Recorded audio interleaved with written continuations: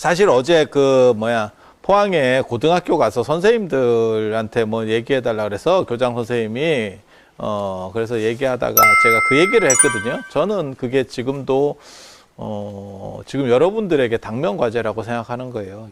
인도 사람들은 인생을 네 주기로 이렇게 나누거든요. 네 가지로 나눠요. 그래서 하나는 뭐냐면은 학습기, 공부하는 어렸을 때 이제 상황에서 공부하는 것까지. 그 다음에 가주기가 뭐냐면 가정생활하고 자기 생업하고 그 다음에 자식들 낳고 그 다음에 이제 3단계로 넘어가는데 그게 임석이라고 어느 정도 가정생활을 다 하고 애들이 안정된 걸 보고 자기는 숲에서 자신의 생활을 하는 거예요. 명상하고 그 다음에 자기 이렇게 정리하는. 그래서 가주기는 집안을 안정시키고 그 다음에 자식들을 건사하고 그리고 이제 물려주고 난 뒤에는 임석이라고 그래서 자신을 돌보는 시간. 인도 사람들은 개인주의거든요. 그러니까 우리는 집단주의라서 우리는 예전에 은퇴를 하게 되면 그다음 자식들한테 물려주고 뒤에서 이렇게 약간 봉양받는 좋은 말로는 봉양이고 그냥 꼰대 하다가 죽는 거예요. 생각해 보면 소리 좀 하고 뭐 이렇게. 근데 지금은 시대가 이제 바뀌었지. 그리고 인도는 하나가 더 있어요. 그 임석이 말고 하나가 더 있는데 그 유행기라고 떠돌아다녀. 되게 재밌어요. 맨 마지막에 이렇게 떠돌아다녀. 걔네 더워서 그렇거든요. 더워서 의식주가 별 필요가 없어요. 그래서 집이 꼭 필요한 상황도 아니고 막 40도, 50도 막 이렇게 올라가거든요. 그러니까 집이 반드시 필요한 상황도 아니고 그렇다고 음식은 많아요. 걔네는 이모작 삼모작이 가능하고 기후 조건이 좋으니까 음식이 남아 돌아가요. 그래서 여기저기 가도 그냥 시골 사람들이 인심 좋다 이런 얘기 들어보셨어요? 거짓말이거든. 근데 예전에 인심이 좋았던 이유가 뭐냐면 농사라는 게 한철에 막 올라와요. 그러니까 농작물을 해보면 뭐 상추 같은 걸 심었어요. 그러면 한꺼번에 쫙 올라오거든. 먹어도 내가 혼자서 다 먹을 수가 없어. 내가 무슨 염소가 되는 것도 아니고 절대 못 먹어. 그러니까 어떻게 되냐면 아깝잖아. 그리고 팔로도 불투명하고 그러니까 그냥 가는 사람이라도 뜯어가세요. 이제 이게 가능한 거거든. 근데 지금은 적은 소출도 다 팔 수가 있죠.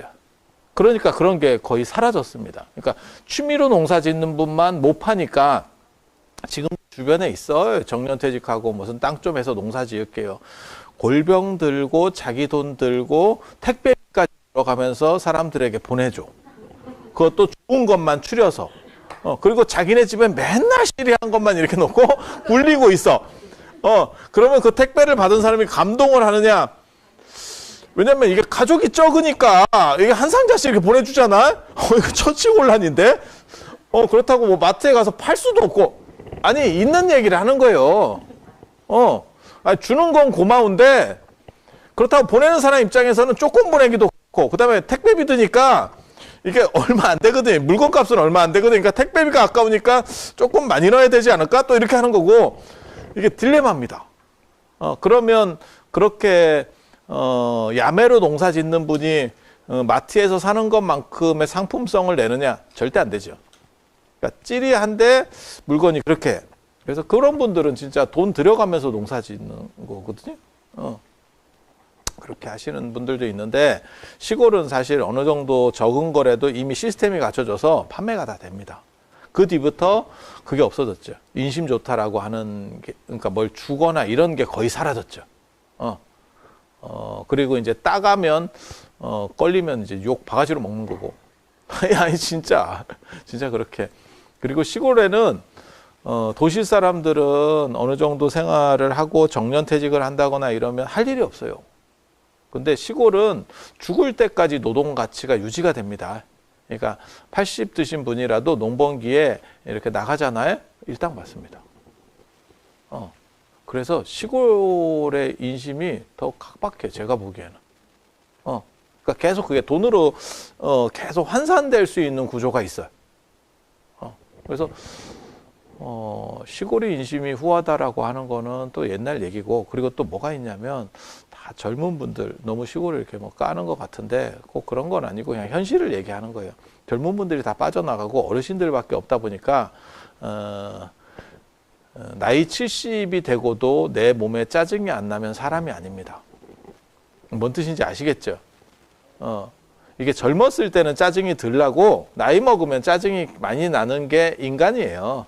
그리고 농사 지으신 분들은 이제 이걸 더 많이 썼기 때문에 더 피곤하시거든요. 그래서 이제 짜증도 나고, 그 다음에 연세 드시면 잔소리 많아지고 또 약간 각박해지고 이런 거 있어요. 제가 전에도 그 얘기 했잖아요. 어른 스님들 이렇게 뵈면 꼭 그 물건 같은 거 이렇게 들어오면 들어오고 한 달 안에 자기가 안 쓸 거면 딴 사람을 줘야 된다고. 근데 한 달 남기고 준다니까. 그럼 욕을 먹어. 계속 묵혔다가 한 달 남기고 줘. 그럼 받은 사람도 이게 약간 뭐 기분이, 유통기한이 2년이 한 달 남았다니까? 아니 식품 뭐 이런 거라서 바로 뭐 유통기한이, 커피 같은 이런 유통기한 아니고 2년짜리인데 왜 한 달 남은데 주지? 그러면 고맙지도 않아. 받는 사람도 좀 찝찝한 거지. 근데 어른들은 그렇게 되는 것 같아요.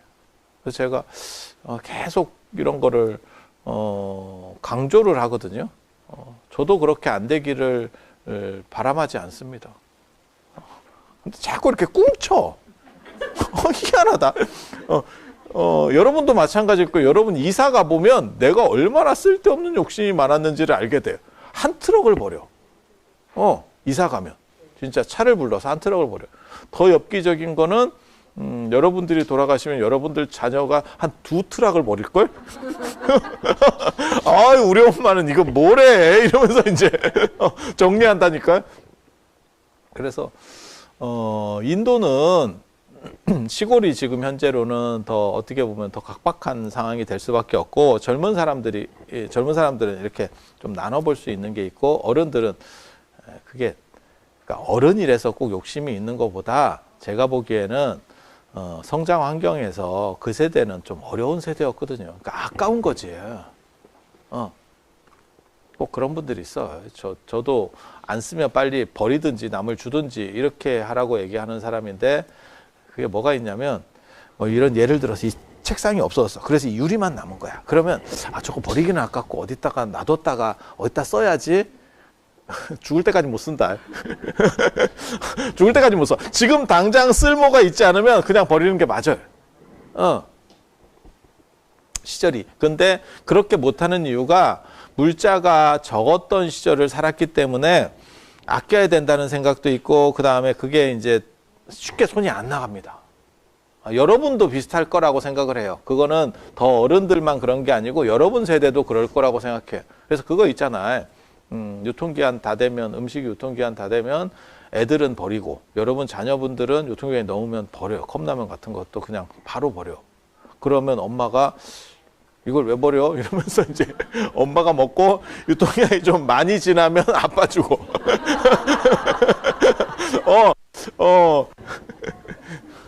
그래서 아빠가 어떻게 보면 마루타지. 이게 생각보다 음식이 안전하구나 라고 하는 거를 우리 아버지들이 다 몸으로 이렇게 체험하고 있어요. 그래서 삼상 실험을 직접 하고 있지. 그래서 시골이라고 하는 데가 사실은 더 힘들어요. 제가 보기에는 살기. 그래서 나이 들수록 도시에 살아야 되는 건 맞는 것 같아요. 꼭 도시주의를 얘기하는 건 아닌데 어쩔 수가 없어요. 그리고 인도 같은 경우는 유행기라고 하는 게, 떠도는 게 가능한 이유는 의식주가 다 편해요. 그냥 더워서 그래요. 더우니까 집이 필요 없고 40도 50도 되니까 지금은 에어컨이 있으니까 우리가 더울 때 문을 닫는 문화가 됐고, 여러분 어렸을 때만 보시면 더우면 밖으로 다 튀나옵니다. 집 안에 안 있습니다. 그래서 잘 때도 서울에서도 그랬어요. 평상 같은 걸 길에다 놓고 그 평상에서 잤어. 저 어렸을 때. 그게 시골이 아니고 서울에서도 그랬다니까. 그래서 그런 정도 상황이라고 생각을 하시면 주거 환경이 별 필요가 없고 걔네는 계속 열대야라고 보시면 되니까. 그리고 음식은 굉장히 남고 계속 남는 거예요. 왜냐하면 이게 냉장고가 없으니까 식자재는 많고 냉장고는 없고 그러니까 버리기도 힘들어요. 그러니까 그냥 갈라주는 거예요. 옛날에 시골 사람들이 무슨 상추 주고 쑥갓 주고 아이 그 하다가 좀 가가라고 이렇게 하는 거하고 똑같은 상황이 벌어지는 그게 탁발 문화라고 하는 거거든요. 옷은 걔네는 계속 더웠기 때문에 벗는 게 우리보다 훨씬 자유롭습니다. 그러니까 우리는 벗으면 좀 이상한 거 아니야? 이렇게 생각을 하는데 걔네는 계속해서 벗던 문화가 있는 거예요. 그래서 대충 입어도 되고 이게 노출이라는 게 굉장히 재밌어요. 저도 이렇게 보면 그래서 옷을 입다가 벗으면 사람들이 아 저거 좀 야한 거 아니야 이러는데 걔는 맨날 안 입고 있거든. 걔는 언제나 나체주의자거든. 걔를 보고 우리가 쟤 얼레리 꼴레리 이렇게 하는 적이 없어요. 그런가? 이렇게 가는 거죠. 그러니까 그것도 문화적인 현상이라니까요. 그래서 제가 그런 얘기 하잖아요. 최근 들어서 우리나라가 굉장히 달라진 게 예전에는 가슴에 대한 가슴을 가린다는 개념이 거의 없었어요. 가슴 가린다는 개념이 없었어요. 그래서 남자애를 많이 낳으면 가슴을 드러내고 있는 아니 구한말이나 일제강점기 때도 있어요. 이렇게 드러내고 있었어. 그래서 나는 언제든지 수유가 가능하다. 아들 많이 못 낳는 여자는 가리는 겁니다. 그리고 아들 많이 낳는 여자는 드러내는 거예요. 양반집은 그렇게까지는 하진 않았는데 그런데 그게 일상일 수밖에 없었던 이유는 애들을 계속 낳고 모유수유 때문에 그래요. 그러니까 저희 때만 하더라도 저 어렸을 때만 하더라도 기차에서 모유수유를 그냥 했다니까. 엄마가 까고 한다니까 여자들이. 아니 맞잖아요. 그냥 약간 돌아서 이렇게 하는 정도지 그냥 보려면 다 보여. 기차는 사람이 얼마나 많은데 그냥 집도 아니고 그리고 무슨 뭐 시동생이나 무슨 뭐 시아버님이 있을 때도 그냥 까요. 애가 우는데 어떻게 해. 뭐 분유가 있는 것도 아니고. 그래서 가슴을 가리는 게 사실은 얼마 안 된 문화예요. 얼마 안 된 문화예요. 그러니까 계속 그렇게 노출하고 수유를 하던 상황에서 가슴은 별게 없어요. 그냥 그런가? 이렇게 보던 시절이었던 거예요. 그러니까 인식이 바뀐다는 얘기를 하는 거예요. 그리고 조선시대 때나 그 일제강점기 때까지만 해도 가슴보다 더 저거는 노출하면 안 돼라고 했었던 게 종아리하고 복숭아뼈입니다. 놀랍게도. 지금 생각하면 그게 뭐 이렇게 하는데 그래서 이화여대 그 처음 그거 할 때 유관순 복장이 있잖아요. 그런 게 다 이게 좀 떨어지는 사람들이 다니는 거예요. 그러니까 천민 학교였었다니까. 나 이대 나온 여자야 이러는데 그게 오래 가면 좀 연식이 오래된 사람들은 그게 집안이 제대로 된 집안은 없습니다. 그걸 못 갑니다. 어디 종아리를 그 모나미 볼펜 패션이잖아요. 뭔지 아시죠? 지금도 보고 싶으면 있어요. 그런 걸 하는 집단이 있어요. 그게 원불교. 던킨 도나스와 더불어서 상표권 분쟁을 벌이고 있는 원불교. 땡그리를 하나 갖다 놓고 당신들 마크로 쓰고 있잖아요. 그래서 그런 거 생각하시면 돼요. 그래서 인도는 노출도 자유로워요. 그래서 나체로 다니는 사람들도 있고 자이나교 같은 경우는 아예 벗고 다녀요. 부처님 같이 존상을 만들어 놨는데 자이나 존상은 거시기가 있어. 나 미치겠다니까 그런 거 보면. 우리식으로 말하면 스님이 집에 왔어. 근데 벗고 온다니까? 그런 거 이렇게 다큐나 이렇게 보고 있으면 저거는 도대체 뭔가. 근데 그 사람들 이상하게 생각을 안 해요. 그러니까 무슨 개나 원숭이 벗고 있는 것 정도의 시선이라. 우리가 개나 원숭이 벗고 있다 그래서 동물원 가서 아유 남사스러워요 이렇게 하지 않잖아? 야 그러면 생선은 어떻게 해? 생선은 한 번도 입어본 적이 없는. 생선은 무슨 뭐 관음증이야? 그래서 걔네가 의식주가 이렇게 다 되기 때문에 이렇게 더 떠돌아다니면서 마지막으로 그걸 집착이 없는 수행이라 하는데 그게 가능한 거는 그때 노년이 50이 안 돼요. 그 유행기에 50, 그 기간 정도가 50이 안 돼. 그러니까 그렇게 다닐 수 있는 거고요. 근데, 저는 뭐 유행기는 사실은 유행기하고 임서기가 좀 바뀌어야 되는 거 아닌가 이래요. 지금은. 그러니까, 지금은 한 50대 넘어가고 이러면 많이 다녀보고, 다닐 수 있으면 많이 다녀보고, 애들로부터 자유로워지면 많이 다녀보고, 그 다음에는 이제, 나중에는 여러분도 다 집에 있을 수밖에 없습니다. 제가 보기에는 한 85 넘어가면 그냥 집에서 뱅글뱅글 돌아요. 85세 정도 넘어가면. 이제 어디 다니기가 쉽지 않은 거예요. 기능상의 큰 문제는 없는데, 신체 기능상의 큰 문제는 없는데. 그래서 그런 게 있는 것 같아요. 그래서 우리나라도 제가 그 학교에서 뭐라고 그랬냐면 세주기로 지금 구분이 돼 있는데, 그 다 선생님들이었거든요. 근데 선생님들이 의외로 활력적이지 않아요. 제가 선생님들을 대충 알거든요. 제가 역사 교육도 했었고 국어 교육도 했었고 그러고 그런 교육 쪽은 대부분 선생님들하고 같이 수업 듣거든요. 다 대부분 교사나 학원 강사나 뭐 아무튼 다 교직에 있는 사람들하고 같이 수업을 들어. 수업 들어보면 이제 걔네 고충을 알지. 그리고 진짜 나 같으면 선생님 하기 굉장히 어려울 거예요. 이유가 뭐냐면 똑같은 과목을 계속 이렇게 기계적으로 가르친다는 게 그거 쉽지 않을 것 같아요. 그러니까 거기서 오는 스트레스도 있거든요. 그래서 제가 뭐라고 나중에는 얘기해 줬냐면 그 교장 선생님한테 뭐라고 말씀드렸냐면 연극 배우를 한번 특강을 시켜 주시라고. 왜냐하면 연극 배우들이 그 똑같은 행동을 하거든요. 대본도 똑같은 걸 하는 거예요. 하루에 몇 번을 하는 거예요, 그 사람. 그리고 그게 짧으면 1년, 길면 10년도 합니다. 그런데 그거를 그냥 이렇게 매너리즘에 빠져가지고 대충 하는 게 아니야. 그러면 관객에게 전달이 돼요. 그 느낌이. 그래서 그 사람들이 메소드 연기 뭐 이런 거 할 때 계속해서 발음도 똑같고 상황도 똑같고 다 똑같아. 배역도 똑같고. 근데 거기서 감정적 새로움을 주려고 끊임없이 노력을 해요. 그리고 그게 관객에게 전달되는 거지. 그러니까 영화나 드라마는 상대적으로 쉬운 거고 연극은 진짜 계속 반복이라니까. 무한 반복이라니까. 거의 뭐 뻐꾸기 시계지. 시간만 되면 또 나오고 또 들어갔다가 또 나오고 계속 이런 거예요. 그래서 그런 게 아마 필요할 거다. 그러면서 내가 무슨 얘기를 했냐면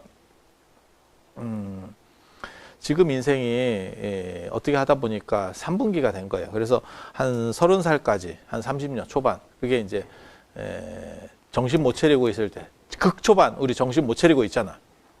아니 맞잖아요. 정신을 얼마나 못 차렸으면 기억도 못 해요. 극초반. 살아는 왔겠지. 5세 이하 거의 기억 못 하잖아요. 그리고 이제 뭐 학교 다니고 뭐 이렇게 해서 직장 생활, 직장 들어가고 그 다음에 뭐 결혼까지 하는 정도? 결혼은 뭐 해도 요즘은 해도 그만 안 해도 그만이니까 뭐 그렇다고 치고 그게 한 30 정도까지.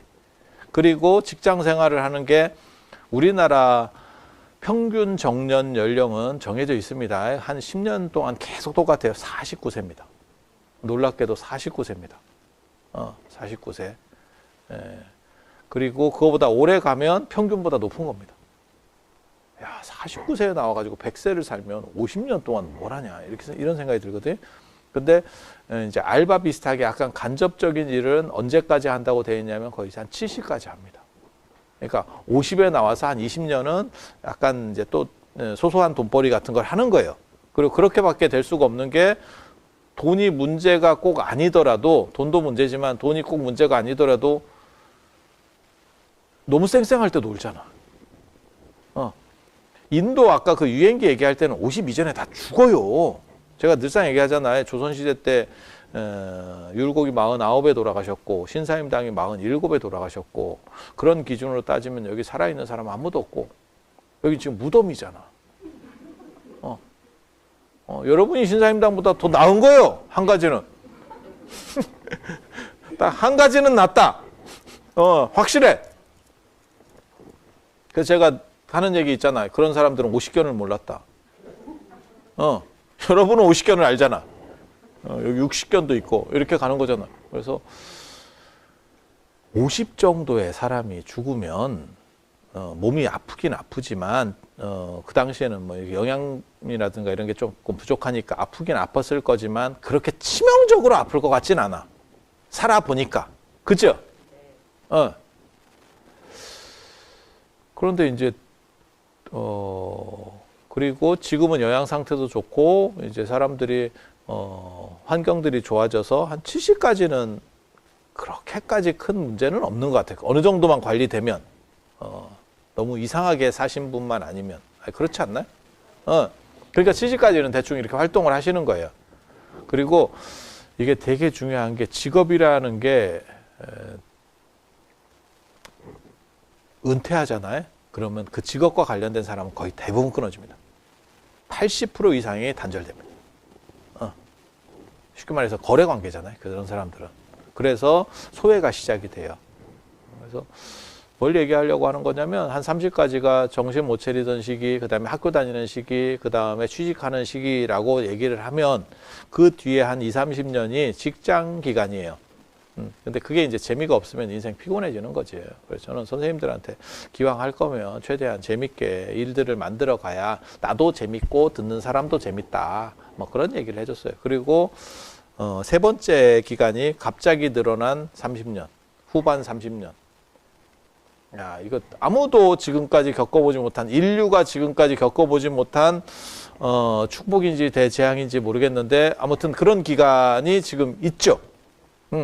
돈이 없으면 더 슬프고 돈이 있어도 커버가 잘 안 되고 제가 지난주에 이거 끝나고 조금 일찍 간 게 서울에서 기업하시는 분을 만나는 것 때문에 그분이 좀 한 번만 이렇게 보고 뭐 얘기 좀 하면 안 되냐고 그래서 갔었는데 그분이 뭐라고 얘기하냐면 자기는 그 양반은 돈이 많아요.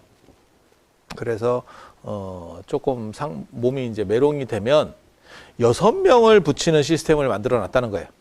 나를 도와줄 수 있는 도우미를 6명을 주겠다. 그렇게 해서 나를 케어하겠다. 이러는 거예요. 그리고 마누라에겐 자유를 주겠다. 돈과 자유를 주겠다.